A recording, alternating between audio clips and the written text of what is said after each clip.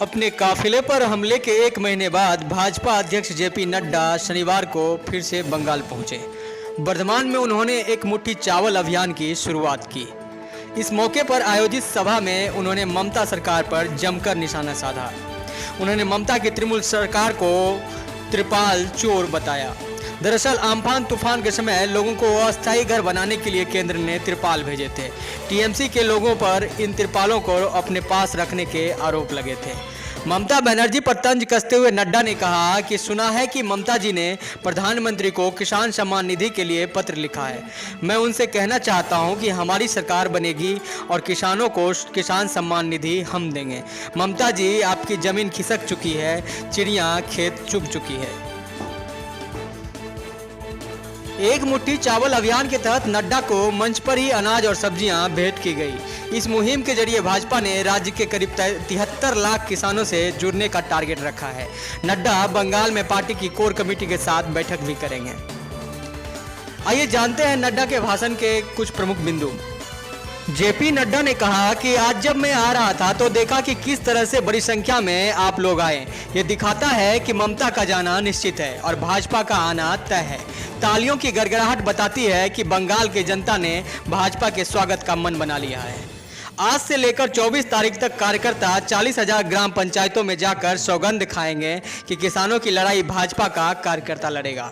हम गांव-गांव में किसानों के साथ भोज करके तय करेंगे कि उनके साथ जो अन्याय हुआ है उसके खिलाफ आवाज़ उठाएंगे और अगली सरकार का रास्ता साफ करेंगे।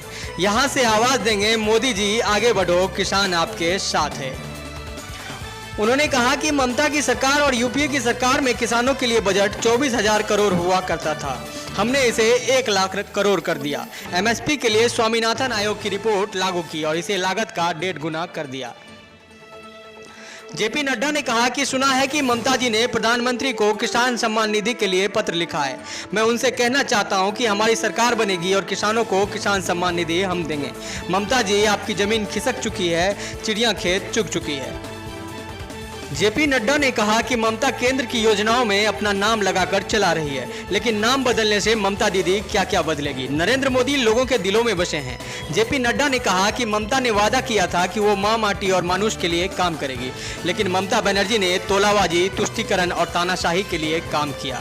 नड्डा ने कहा कि यहाँ अंतिम संस्कार के लिए भी कटमनी देनी पड़ती है। बीजेपी अध्यक्ष जेपी नड्डा ने वर्धमान से ममता बनर्जी सरकार पर आज बड़ा हमला किया है। एक मुट्ठी चावल कार्यक्रम की शुरुआत करते हुए नड्डा ने कहा कि आपने हमारे स्वागत के लिए जो दोष दिखाया है, इसके साथ आपने तय कर दिया कि ममता सरकार को दरवाजा दिखाने का फैसला आपने तय कर लिया है। इससे पहले बीजेपी अध्यक्ष जेपी नड्डा ने वर्धमान के राधा गोविंद मंदिर में पूजा अर्चना की।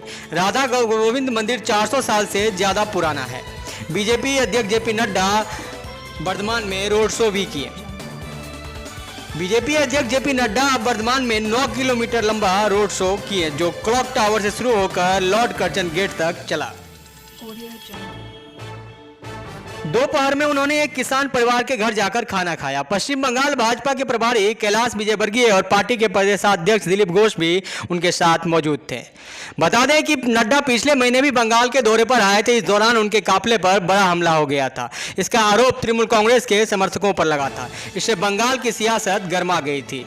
इसके बाद केंद्र राज्य सरकार के बीच तनातनी भी बढ़ गई थी। इस दौरे के कुछ दिन बाद नड्डा कोरोना पॉजिटिव भी हो गए थे। इसी बीच इधर बंगाल के राज्यपाल जगदीप धनखड़ आज केंद्रीय गृह मंत्री अमित शाह के साथ मुलाकात कर रहे हैं। इसके लिए वह शुक्रवार शाम को ही दिल्ली पहुंच गए थे। उन्होंने बताया था कि यह सामान्य मुलाकात है।